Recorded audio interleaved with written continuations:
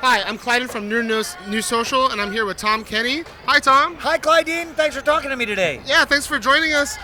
So we're here because of the 20th anniversary of SpongeBob. That's why I'm here. I know. Yeah. Congratulations. Wow. Well, weird. What a coincidence. Yeah. So I did want to talk to you a little bit about it, Sure. but it's very exciting what you've done with your career and all the characters you voiced. So the first thing I actually wanted to get into is, did you always want to be a voice actor in the industry? That's true. Yeah, I did. Yeah, that was. It's the job I wanted when I was a little kid, and I used to just read the credits at the end of cartoons and imagine what it would be like to hang out with Mel Blanc. You know what I mean? Like I had all these cartoon fantasies when I was a kid. Like I was so deep into that, and then my actual voice acting career kind of took a more elliptical path. I started out as a stand-up and did on-camera stuff and some writing. All the while I was trying to break into voiceover and not having much success. And then finally I started booking stuff. And then once SpongeBob came around, we did the pilot in 1997, and then it was kind of off to the races. And now, knock on wood, man, I feel like the luckiest guy on earth. I get to do voiceover 5 days a week, every day on something. You get to do what you love. What do you want it to do? I got to do what I loved, and it actually turned out to be as fun as I thought it would be when I was a little kid. Like, there wasn't any buyer's remorse. Like, oh, okay, I thought I wanted to be a fireman, but now that I'm a fireman, it's bumming me out. It's like, I wanted to be a cartoon voice actor, and it's awesome. And that's what I want to do till I'm an old dead guy. That's amazing. And I know you said SpongeBob really made your career take off, but where do you feel that you actually broke into the industry, or was it with SpongeBob? Oh no, I would say my on-ramp into voiceover was Rocko's Modern Life, an early 90s Nicktoon. My first series, it was the first regular animated series I was ever on. I had done a couple piecemeal voiceover jobs before that, but Rocko's Modern Life was the first time where I was a character on a show, and my character was in it every week, and you got to know that character, be that character, and just be doing the job that I dreamed about as a kid. It was dizzying, like made me. I felt intoxicated. It was so good. Yeah. Cool. That's awesome. And once everything started taking off, were you looking for all the characters you voiced? Like, you voiced so many cartoons, and you've done reappearing roles at cartoons like Dexter, which I grew up with. Great. So did you look for work, or did people start, trying to get you to work with it? It's funny. I just worked with Gendy yesterday on his Adult Swim show, Primal. Wow. Gendy Tartakovsky, creator of Dexter.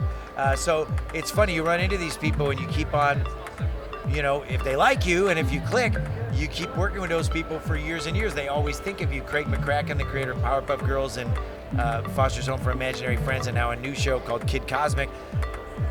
He just uses me whenever he has a show, which is lucky. He just always plugs me in. I'm so grateful for people like him, and Joe Murray, the creator of Rocco, and I've had a lot of really nice show creators that like working with me. So I would say really the whole game for me has just been about auditioning for whatever comes along, serious stuff, funny stuff, commercials, video games, straight stuff, crazy stuff, clean stuff, not so clean stuff, kind of whatever it is. You just throw your hat in the ring, grab a glove, get in the game, and audition for it and hope you get it. And some of it you get, a lot of it they go, yeah, we went with this other person instead.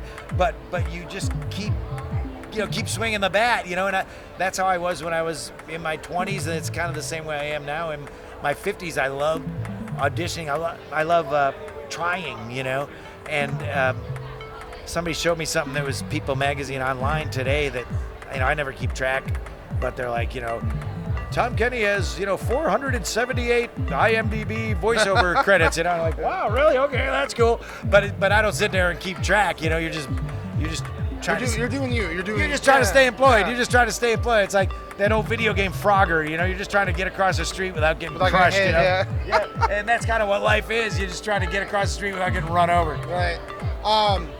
So I think a lot of people are probably curious too. What character has been your favorite to voice up to this day?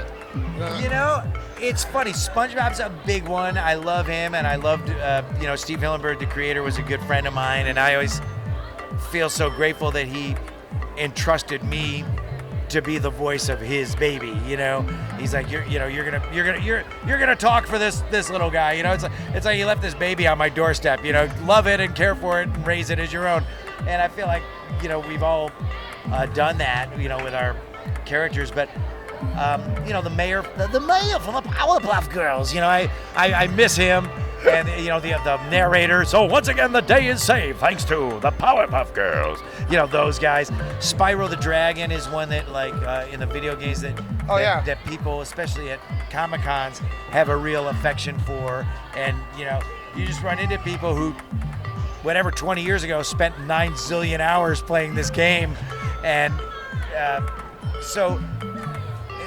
Yeah, everything's different. I really enjoy. I can't think of any voiceover jobs I've had that have been really not enjoyable or that have been awful. Like, some of them are hard work. You're screaming, you're yelling, you're shredding your voice. You're going, I'm not going to be able to talk tomorrow because I'm doing this monster. But you're doing what you want to be doing, And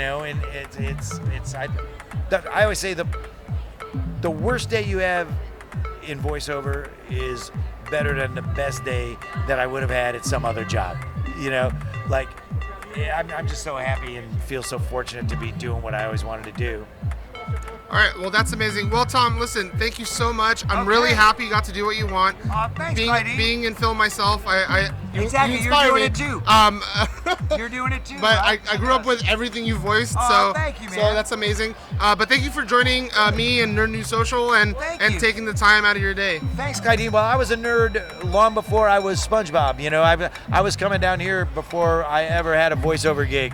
So, I've always been all that nerdy stuff that I loved as a kid, comic books and monster movies and, stuff like that, all kind of helped me have this info system in my head that I was able to draw from for voiceover, voiceover jobs. So, nerd culture has been very good to me, and so I always try to be really fan friendly at these things and give back.